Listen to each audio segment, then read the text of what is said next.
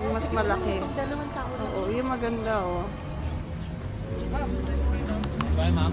Tama.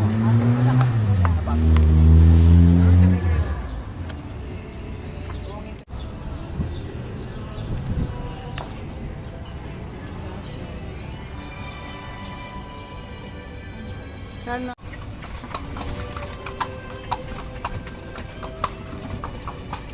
I'm Kuya Ernie, by the way. Can call me Say Kuya hi, Ernie. Say hi, Kuya Ernie. Kuya Ernie. Ano ba yan? Balikbayan? Opo, doon na pinanganak sa Amerika. Ako po balikbayan. This is, ano pong area to? So, we will be starting our tour here inside Fort Santiago. So, Fort Santiago is only part of Intramuros. Actually, Intramuros is a city built by the Spanish. So, the Philippines was colonized by the Spanish more than 300 years. So, the city was called Intramuros because the entire city, which is only about 64-hectare land city, was surrounded with walls. So they call it Intramuros. So intra means inside. Muros means walls.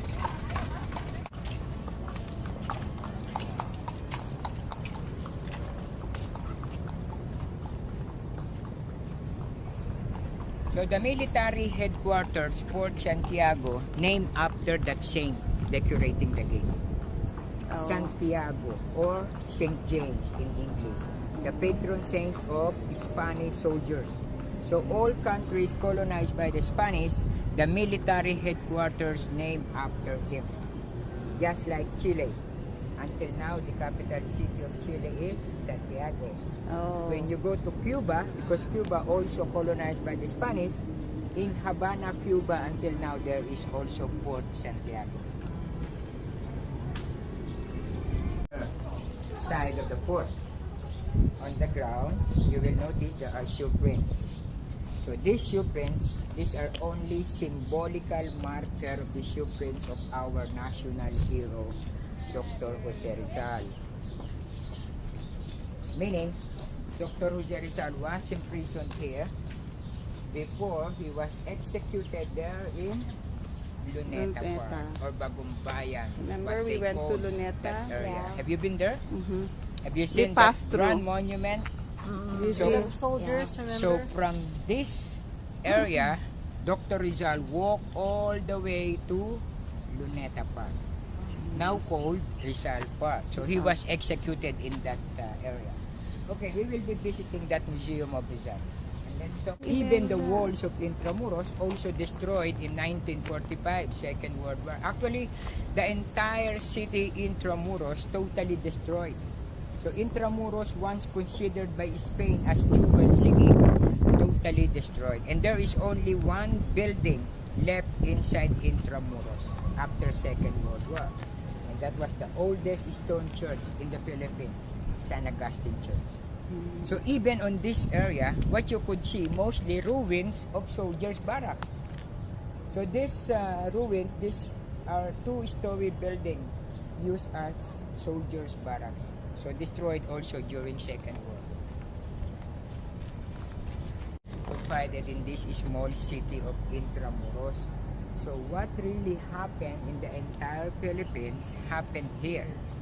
So Philippines colonized actually by 4 countries. So the longest one, Spanish, more than 300 years. Then British, only 2 years. Then America, 48 years. Japan, only 3 years. But I would say that is the worst occupation that this country ever experienced. Japanese occupation. Okay? So Philippines is rich in history. History that marveled the character of the Filipino people. That's why, see, until now, Filipinos are happy people. Yes. We have Resilient. strong, yeah, very resilient, and we have strong character. Hindi sumusuko. Yes. So this is the museum of Dr. Rizal, wherein some of his personal belongings were being exhibited here inside. Okay, look at that painting. So this painting shows the last martyrdom of Dr. Rizal. Of course, the highlights of dialects as well. An artist, a writer, a novelist, a poet, a painter. So this man is really a man of many talents. Okay, here inside some of his artworks and writings.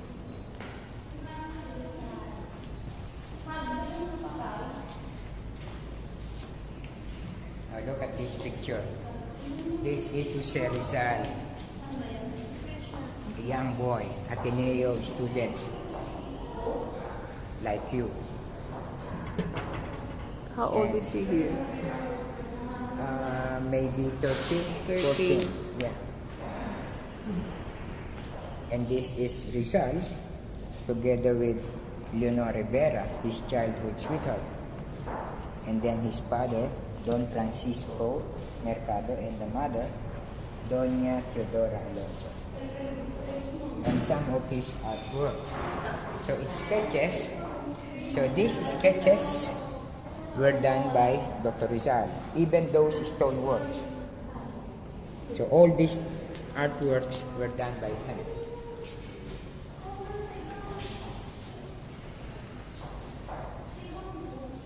So here,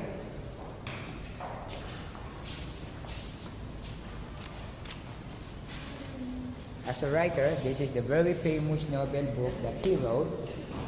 So the book was entitled Noli Me Tangere, which means in English, Touch Me Not. So this is the first novel book. The continuation of this is the other one out there, El Filibusterismo, which means the filibuster. So these are two satire novels. I'm very sure you have read this book already when you were in school. A satire novel that Rizal exposed all the wrongdoings and abuses of his father that he used in eye operation. A very simple surgical instrument. Unlike today, they have already the laser. But sad to say, in the Philippines, only few hospital has laser, and of course very expensive. And business cards that he used when he practiced ophthalmology in Hong Kong. Is that where? Yes, and there's also a monument. In Hong Kong, he met his... So if you're looking for the true picture of Rizal, Careful. because this is a photograph. This is a, this is a photograph. reproduction of a photograph. So this picture was taken in Madrid. So Dr. Rizal together with Marcelo H. Del Pilar and Mariano Ponce. So these gentlemen are leaders of the Filipino propagandists, which is the La Solidaridad, which means the solidarity. It shows the last meeting of Rizal with his female relatives before the execution. And in that painting, Dr. Rizal curing the eye of his mother. That is the reason why he took up ophthalmology, in order to cure the eye of his mom.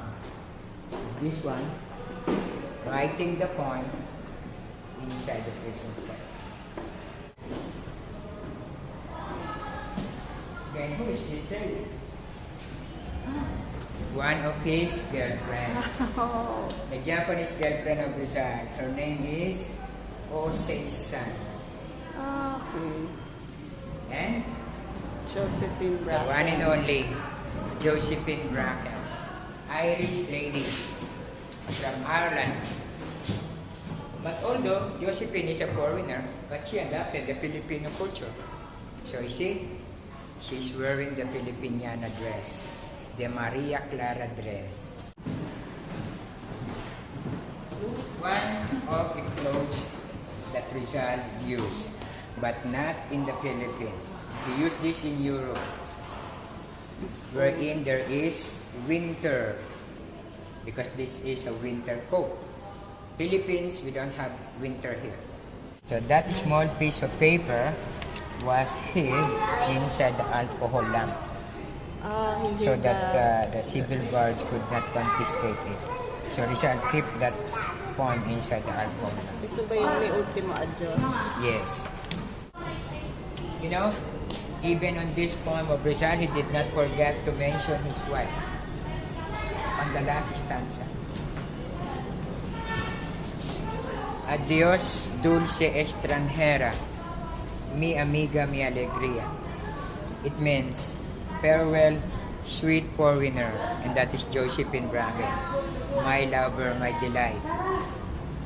So the entire poem was dedicated to the Filipino people. Until now, the restoration of the walls is still ongoing. They also use the same materials in restoration. Yung pa yung volcanic rock. Volcanic rock or volcanic rock. Tamarin, a body of water like this. Because the walls used in order to protect the city. So the walls used as defense, fortification. So outside the wall, the first line of defense is moat or body of water. But today, you could no longer see moat outside the wall.